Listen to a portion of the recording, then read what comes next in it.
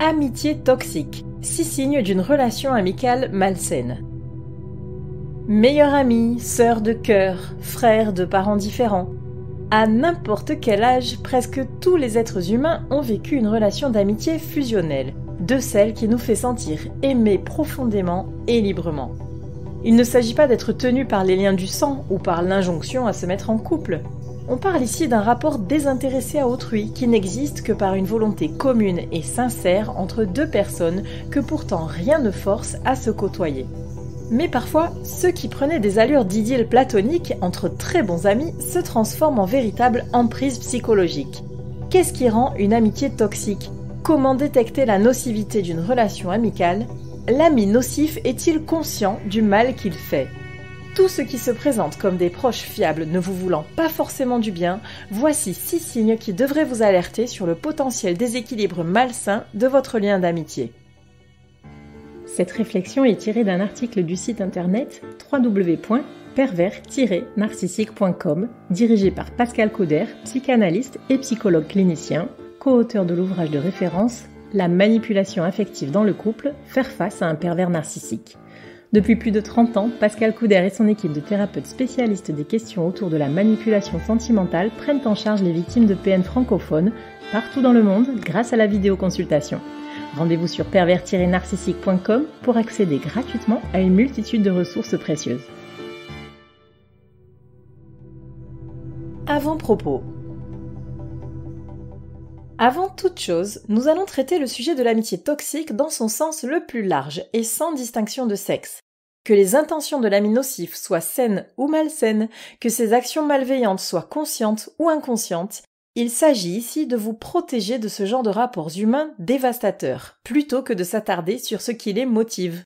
Si vous êtes convaincu d'avoir affaire à un ou une perverse narcissique en amitié, les procédés seront les mêmes que ceux décrits ici, mais ils comporteront en plus une dimension sadique. Signe numéro 1. Les circonstances de la rencontre. Comme souvent dans les relations déséquilibrées, il y a à la base un besoin à combler. En général, les amitiés toxiques se mettent en place lors d'une phase difficile. Le plus souvent, c'est la victime, c'est-à-dire la personne qui s'avérera la plus soumise, qui se trouve dans la tourmente. Rupture, deuil, difficultés au travail, etc. L'ami toxique, homme ou femme, se positionne alors comme un sauveur. Cette irruption dans la vie d'autrui prend des airs d'aide providentielle. C'est aussi soudain qu'envahissant. Tout à coup, cette personne surgit et occupe une place très importante dans le quotidien de sa proie. Son omniprésence inspire au début une grande gratitude chez la victime qui se sent valorisée et soutenue. En réalité, elle constitue le socle de sa loyauté future, celle qui lui fera supporter beaucoup trop. Cette phase de séduction, bien que dénuée d'attraction sexuelle, n'est pas sans rappeler la période du love bombing avec un PN. Il s'agit de rendre la victime dépendante de cette surdose de considération, afin de la contrôler par la suite en la rationnant. Il arrive aussi que le lien toxique d'amitié se soit construit très tôt.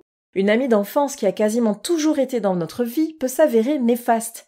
Cela se révèle après de nombreuses années, car il faut une certaine maturité pour remettre en cause la nature d'une relation si ancienne. Signe numéro 2. L'exclusivité de la relation amicale. Parce qu'on a tendance à édulcorer l'image selon laquelle seuls les gens sincères et fiables restent à nos côtés dans l'adversité, l'ami sauveur entre très vite dans le cercle très intime. Il peut alors tranquillement envahir l'espace privé de sa proie et bénéficier d'un traitement de faveur par rapport à d'autres connaissances, sûrement plus anciennes, voire à des membres de la famille. Seul lui peut comprendre. Seul lui se soucie de ce qui arrive à sa victime.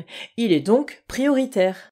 Les autres passent au second plan, ce qui engendre de la frustration et autres tensions, rendant encore plus propice l'aspect fusionnel du duo qui s'est formé.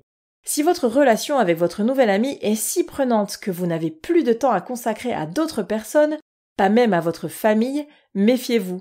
De plus, si cette personne a tendance à dénigrer votre entourage pour se mettre davantage en valeur à vos yeux, il y a probablement de la manipulation, voire une domination. Signe numéro 3. La compétition entre amis. Êtes-vous sur un pied d'égalité avec votre meilleur ami du moment ? Si vous vous sentez en position d'infériorité, il se peut que ce soit voulu de sa part, surtout si vous pensez qu'il en tire une certaine satisfaction. Il vous a peut-être dénigré et convaincu que vous aviez réellement besoin de lui, sous peine de ne pas vous en sortir seul. Mais il y a autre chose. Avez-vous tendance à minimiser vos talents ou vos réussites dans le seul but de ne pas froisser votre acolyte? Si tel est le cas, la toxicité est sûrement déjà installée. Certes, tous les copains ne restent pas forcément dans les parages quand rien ne va.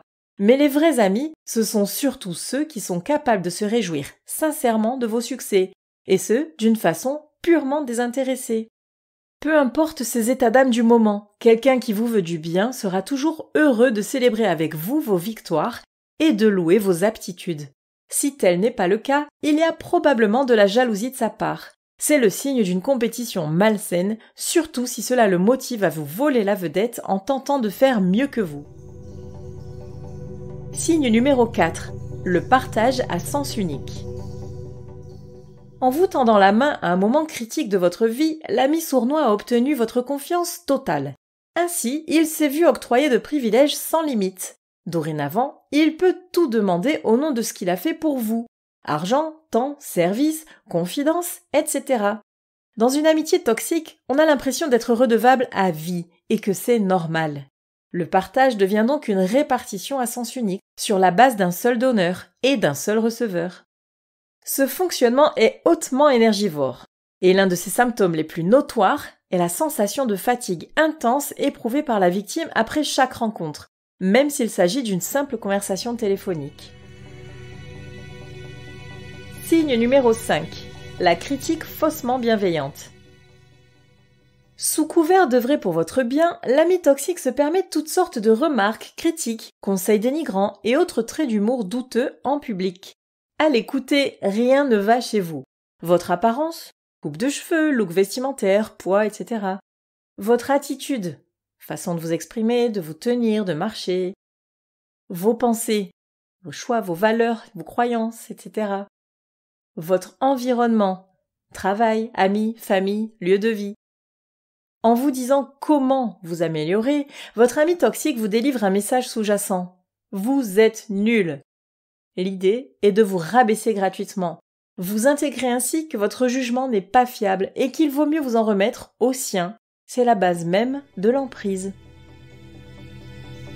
Signe numéro 6. La victimisation de l'ami toxique. Comme dans toute relation fusionnelle, la tension est si forte que les écueils sont inévitables. Ceci est particulièrement vrai si l'individu manipulé commence à émettre des doutes sur la nature du lien d'amitié. L'ami nocif commence alors à se victimiser. Il exprime des attentes très élevées, mal formulées et tente de faire passer l'autre pour un égoïste ou un bourreau. La communication semble très mal passée, de sorte que la personne cible se remette en question et se sente mal, à la fois coupable et angoissée. Elle ne sait plus sur quel pied danser et s'en veut de n'avoir rien vu venir. En vérité, il s'agit ni plus ni moins d'un renversement des rôles, une technique manipulatoire puissante qui joue sur l'empathie naturelle de la proie. Lorsque l'on en vient à craindre les réactions de son ami, c'est que l'on n'est plus sur la même longueur d'onde et qu'il est temps de mettre un terme à ce duo infernal. L'amitié toxique survient le plus souvent dans des circonstances fortes, prémices à la fusion qui va s'opérer par la suite. On a l'impression d'avoir rencontré son alter ego, l'adjuvant inespéré que le destin nous envoie dans toute sa bonté. Mais au fil du temps, l'envahissement va devenir source de mal-être et de souffrance.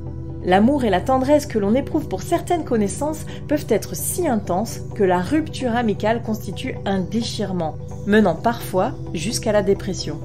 Que la malfaisance de l'ami ait été intentionnelle ou non, il faut beaucoup de courage pour surmonter une telle épreuve. Pensez à consulter un psy en présentiel ou en distanciel afin de comprendre pourquoi et comment cela a pu arriver et empêcher qu'un tel schéma se répète.